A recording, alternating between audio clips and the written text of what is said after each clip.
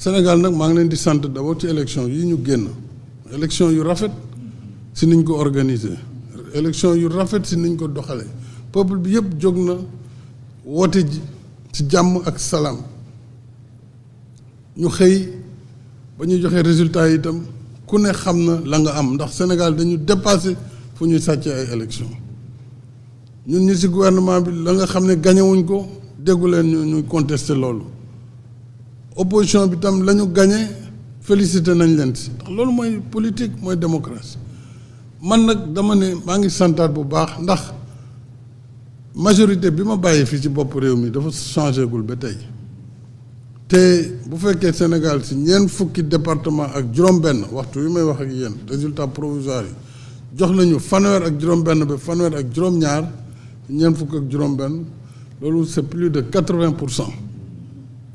kon kay li ma gañewul mooy li ma amuloon Ndakaaru man gañewu ma ko mosuma ko gañe ci wàllu mairie ba ma fi nekkee président bi te Ziguinchor mosuma ko gañe Abdoulaye Baldé moo fa newoon Thiès Idrissa Seck moo fa newoon Mbacké mosuma ko gañe waa PDS ñoo fa newoon